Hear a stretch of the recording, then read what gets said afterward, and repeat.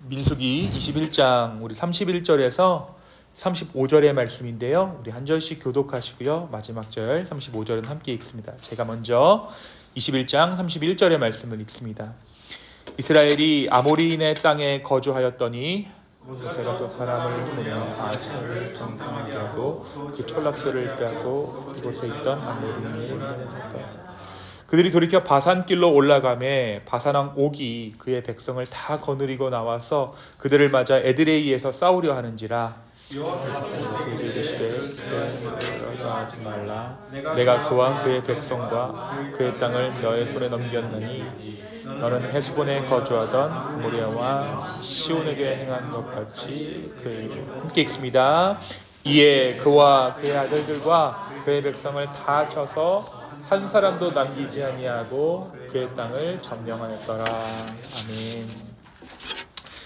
잠깐 말씀 놓고 기도하겠습니다. 주님, 오늘 이 저녁에 이 민수기 21장의 말씀을 통하여서 주님께서 우리에게 이 공동체 가운데 하시고자 하는 말씀을 선포케 하여 주십시오.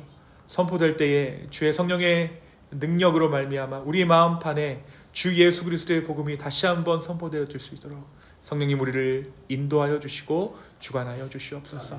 감사합니다. 예수님의 이름으로 기도했습니다. 아멘.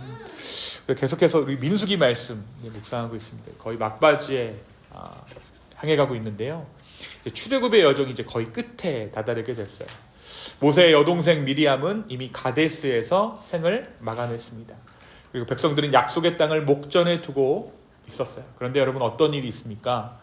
백성들이 약속의 땅을 목전에 두고 순종하는 백성이었나요? 아니면 불순종하는 백성이었나요? 여전히 불순종하는 백성들이었어요. 오늘 아침까지도 그들이 어떻게 불순종했는지를 우리 함께 나누었죠. 무리바, 하나님과 다투었다 하는, 물이 나지 않아서 불평을 토로하는 그런 장면을 우리가 오늘 아침까지도 함께 묵상했습니다. 계속해서 불순종과 원망을 반복하고 있는 거예요. 광야 40년의 길은 단순히 이제 거리를 돌아갔다, 어떤 거리의 문제가 아니라 하나님을 신뢰하는 법을 배우는 긴 여정이었던 것이죠. 그 과정 가운데 하나님께서는 끊임없이 백성의 반역을 다뤄가시면서도 동시에 그들을 은혜로 붙들고 약속의 향을 땅에 꾸역꾸역 약속의 향을 땅에 그들을 신실하게 인도하고 이끌어 가셨습니다. 자, 이 시점에서 우리는 광야의 여정이 끝나가고 있음에도 불구하고 여전히 완전하지 않은 백성의 모습을 보게 되죠. 어떻게 보면 복음과 일맥상통하는 면이 있어요. 어떤 거냐면 우리의 부족함, 우리의 미완, 우리의 불순종 속에서도 하나님은 하나님의 신실하신 약속을 포기하지 않으시고 끝까지 우리를 주님의 은총 가운데로 초대하신다는 거예요. 그게 뭐예요? 그게 복음이에요. 그게 복음입니다. 그래서 오늘 말씀을 소개하고 있는 이제 기쁨의 언덕이라는 우리 책이, 큐티책이 있잖아요. 그 말씀 묵상책에는 오늘 본문의 말씀에 대한 묵상 제목을 불신과 은총이라고 달아놨어요. 불신과 은총. 여러분, 불신과 은총, 이 두 단어가 엮일 수 있는 단어일까요? 이 두 단어를 동등하게 엮는 접속사 and로 엮고 있는 거예요. 불신과 은총. 불신과 은총이라는 단어는 동등된 위치에서 비교되기가 어렵죠. 불신, 그러나 은총.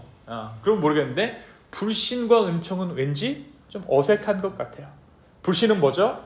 불신은 우리가 하나님을 불신하면 하나님의 벌과 심판을. 반대로 은총은 무엇입니까? 은총은 축복과 용서를 떠올리게 됩니다. 그런데 여러분, 놀라운 것은요, 성경은 종종 이 둘을 한 페이지 안에, 심지어 한 사건 안에 담아내고 있어요. 그래서 이 한 구약학자는 민수기를 이렇게 요약합니다. 민수기는 이스라엘 백성의 완고함과 하나님의 신실하심이 끝없이 충돌하는 이야기다. 이 둘이 계속해서 부딪히는 이야기가 이 민수기라는 거예요. 백성의 완고함과 하나님의 신실하심. 이게 바뀌면 참 좋잖아요. 그렇죠? 백성의 신실함과 하나님의 완고함.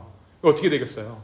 신실하게 말씀을 지키려고 하는 백성들과 완고하게 구원의 어떤 것들을 내어주려고 하시는 분이 만나면 찰떡궁합이죠. 그렇죠? 구원이 받기 힘든 거야. 그럼 예수님 필요 없게 되는 상황이 있을 수도 있어요. 그런데 우리가 불리하죠. 그렇죠? 예.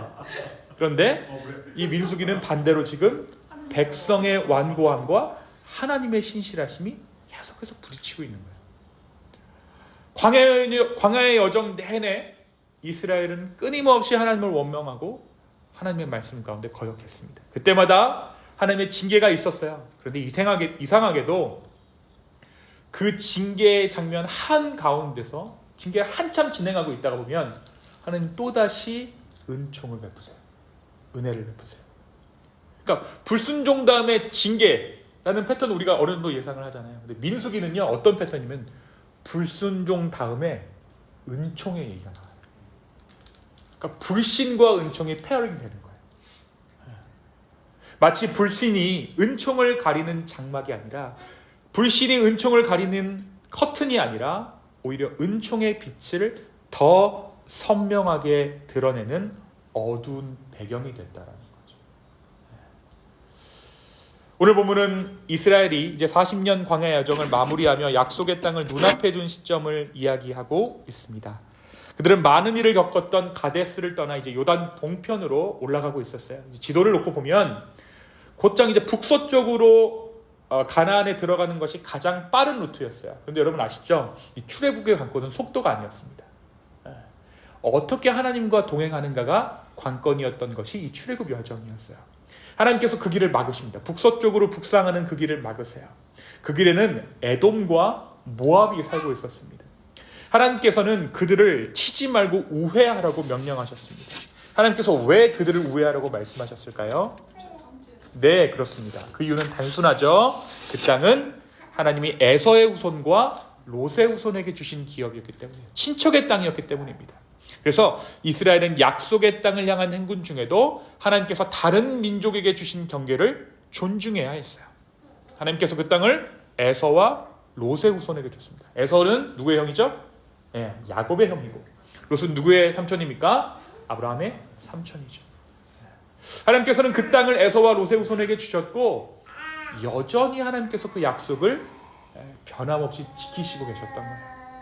놀라운 것은 이스라엘의 왕 되신 하나님께서 다른 민족들과 하신 약속도 동일하게 이루신다는 거예요.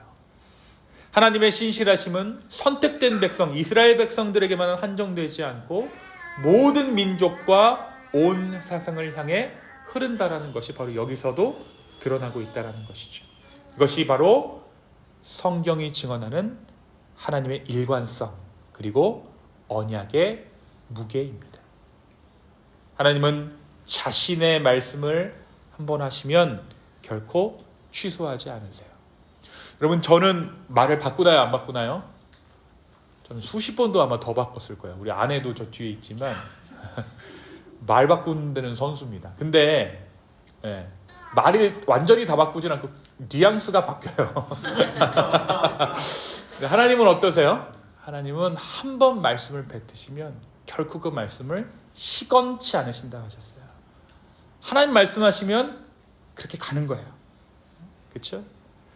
하나님의 말씀은 한 번도 취소되지 않습니다. 인간의 실패와 불성실함조차도 그 약속을 무너뜨리지 못하게 하세요.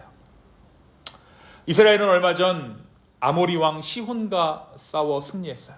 그의 땅을 차지했죠. 그 여사를 몰아서 이 땅도 지금 들어가면 된다는 하나님께서 우회하라고 하셨어요. 근데 여러분 보시면 오늘 말씀에 보니까 야세를 정탐하게 했고 그곳의 촌락들을 빼앗아 아모리인들을 몰아내게 했다고 기록하고 있죠. 그러니까 그 당시에 이스라엘이 굉장히 기세가 좋았다라는 거예요. 그런데 여러분 문제가 뭐냐면 이들이 여기를 딱 야세를 점령하고 나서 들어가야 되는 땅이 바산이라는 지역이었습니다. 바산. 근데 바산은요 농업이 번성한 목축과 농업이 번성했던 비옥한 고원지대였어요. 근데 이 바산 땅의 왕 옥이라는 사람이 있었는데 이 옥은 장대한 거인으로 이름이 널리 알려져 있었어요. 여러분 근데 이 거인이라는 표현이 언제 등장했죠? 가데스바네아에서 그렇죠. 정탐했을 때 그 땅에 거민들이 어떻다 그랬어요? 거인 같. 우리는 뭐 같다? 우리 메뚜기 같고 거기는 거인 같아. 근데 이제 40년이 지나서 그 거인들을 맞닥뜨려야 되는 상황이 다시 한번 복잡한 거예요. 그죠? 여러분 이 거인이라는 표현은요 단순히 신체적인 크기만을 뜻하는 것이 아니라 전쟁 경험을 의미하기도 하고요. 그들이 가지고 있는 무기를 이야기하기도 하고요. 병력 규모까지 포함한 절대적인 우위를 상징하고 있었어요. 자, 당시 이스라엘은 아직 가나안에 들어가기 전 광야 여정 중이었기 때문에 이 옥과 같은 적과의 전쟁은 사람의 관점에서 보면 무모해 보였죠. 그리고 이미 이스라엘은 한번 이 거인 같은 상황에 맞닥뜨려서 그 길을 포기했던 전력이 있는 거예요. 자, 그런데 이때 하나님께서 모세에게 말씀하십니다. 뭐라고 말씀하시죠? 그를 두려워하지 말라. 내가 그와 그의 백성과 그의 땅을 너의 손에 넘겼다. 34절의 말씀입니다. 여호와께서 모세에게 이르시되 그를 두려워하지 말라.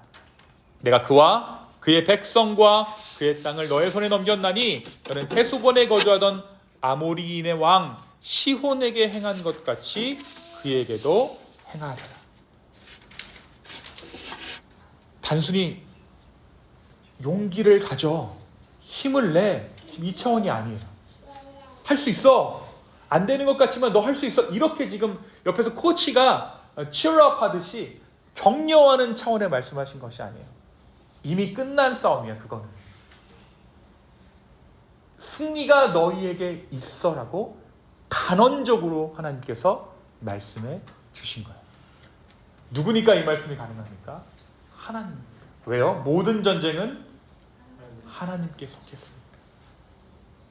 들어가기도 전에 이미 하나님께서는 모세에게 끝난 싸움이다라고 선언해 주신 거예요. 여러분 하나님의 약속은요 현재 진행형이기도 하지만 이미 이루어진 사실처럼 확정되어 있다는 사실을 잊으시면 안 돼요. 현재 진행형이지만 사실처럼 확정되어 있습니다. 과거에 어떤 일로 말미암아요? 예수 그리스도의 십자가로 말미암아. 그 약속이 내 삶 가운데 내 삶이 지금 내가 살아있고 내 시간이 가고 내 삶이 진행되기 때문에 진행형인 것처럼 보이지만 이미 그 사건은요 과거의 어떤 시점에 이루어진 사실로 확정되어져 있습니다. 그것이 무엇입니까? 바로 예수 그리스도의 십자가 사건으로 확정되어졌다는 거예요. 그리고 여러분이 어떠한 일이 오늘 말씀 가운데 일어나게 되죠? 하나님의 이 말씀대로 이스라엘은 옥과 그의 백성을 완전히 무찌르고 그 땅을 차지하게 됩니다. 여러분 이 말씀이 중요한 이유가 있어요. 이 승리가 이스라엘의 의로움 때문이 아니라는 사실이 굉장히 중요합니다. 바로 전장에서 어땠습니까? 하나님 원망했어요. 모세를 반역했습니다. 그러나 하나님은 여전히 그들을 약속의 땅으로 이끌고 계세요. 바로 오늘 아침에 묵상 본문이었죠. 심지어 모세조차도 반석에서 샘물이 터져나오겠다 하시겠는 하나님의 말씀을 들었지만 그 거룩하심을 온전히 백성 앞에 드러내지 못하고 반석을 지팡이로 쳐요. 분노했어요. 근데 모세에게 씌워진 죄명이 뭐였습니까? 나의 거룩함을 가렸다. 하나님의 거룩함은 뭐예요? 하나님의 거룩함. 온유함. 두 번째는 후히 주시는 분이에요. 근데 반석을 이렇게 쳤다라는 건 뭐예요? 하나님께서 분노하시는 분, 쪼잔하신 분으로 백성 가운데 모세의 그 행동이 오해하게 만들었다는 거예요. 그게 거룩함을 담지 못하였다는 뜻입니다. 또 어떻습니까? 풍성히 주시는 분이신데 풍성히 주시는 분처럼 보이지 않으시고 인색하게 주시는 분처럼 모세가 행동했다라는 거예요.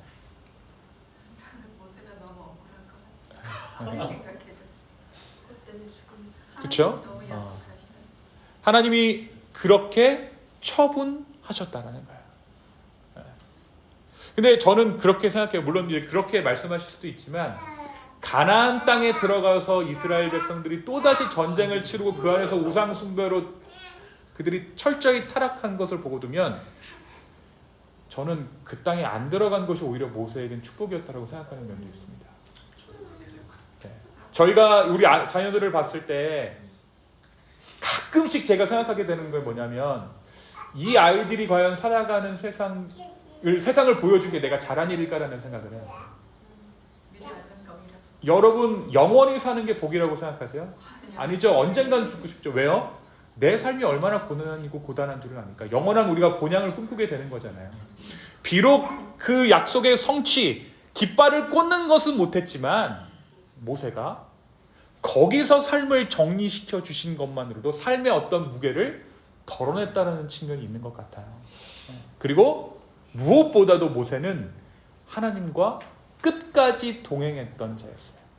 그 환경이 광야든 그 환경이 가나안이든 상관없이. 여러분 한번 생각해 보세요. 지금 이제 나이가 120살이었잖아요, 모세가.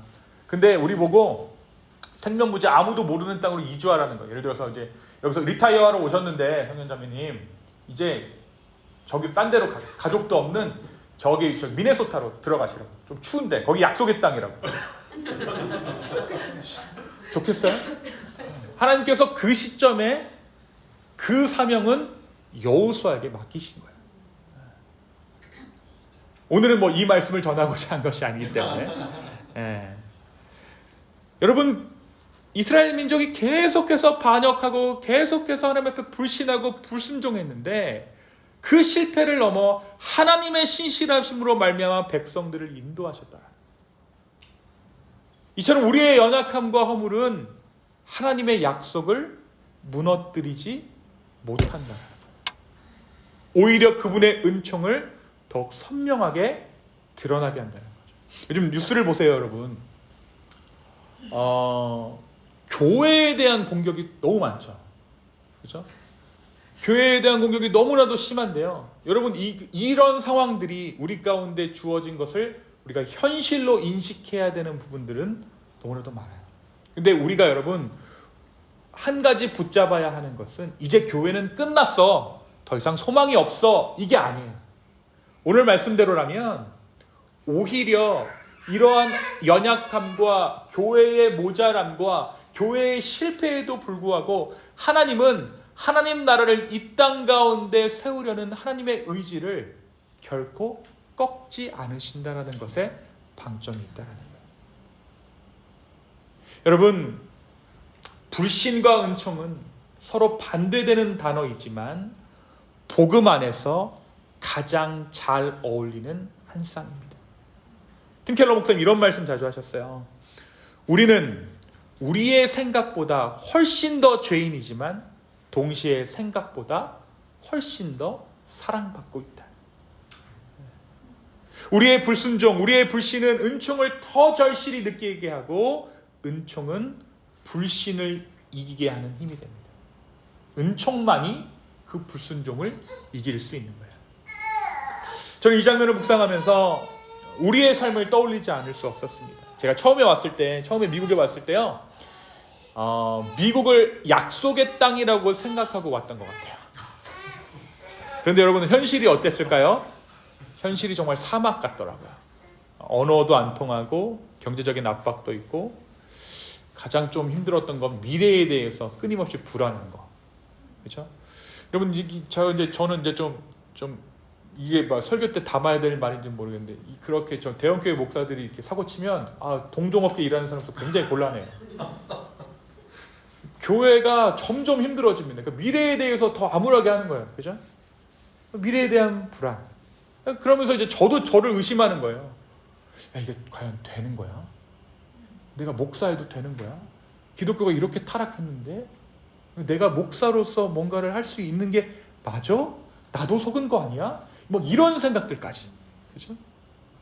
때로는 하나님보다 내 계산이 더 확실하다고 느껴질 때도 있었어요. 어떤 날은 이렇게 제 스스로 묻기도 하고 하나님께 묻기도 했습니다. 하나님 정말 이 길이 맞습니까? 저는 더 이상 이 길을 갈 만한 용기가 없습니다. 그런데 여러분 지금 돌아보면요, 그 광야의 시간 속에서 하나님 매일 만나를 주고 계셨더라고요. 반드시 필요한 순간마다 하나님께서 사람을 보내주셨고 길을 열어주셨습니다.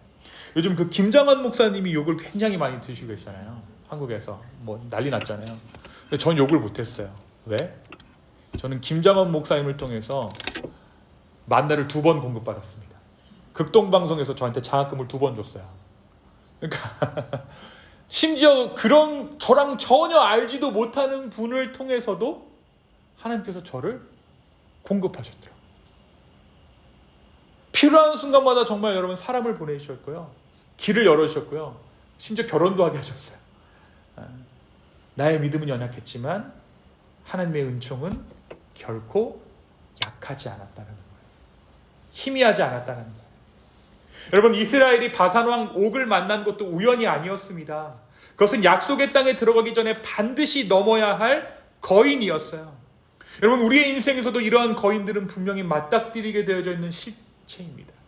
질병이 있고요, 관계의 단절이 있고요, 재정의 위기가 있고요, 불확실한 미래와 불안한 가정이 있을 수 있어요. 그러나 하나님께서 이렇게 말씀하시는 거예요. 두려워하지 말아라. 내가 이미 너의 손에 넘겼다.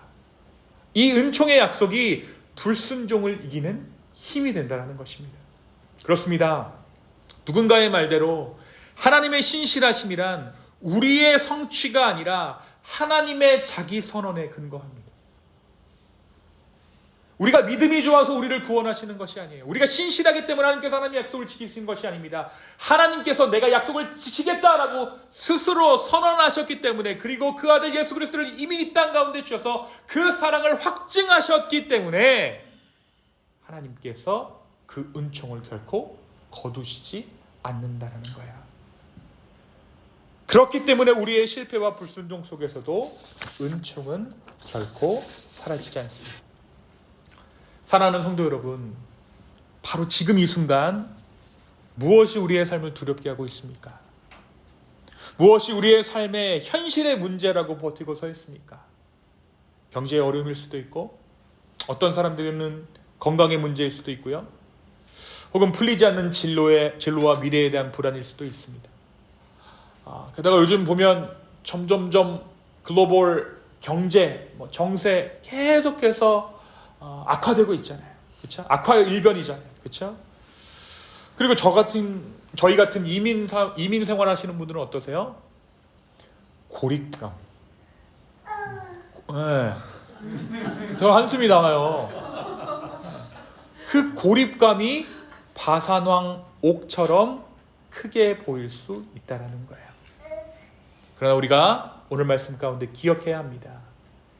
이스라엘이 거대한 거인 옥을 마주했을 때 그들이 승리할 수 있었던 것은 자신들의 힘 때문이 아니라, 자신들의 신실함 때문이 아니라 하나님의 약속 때문이었습니다.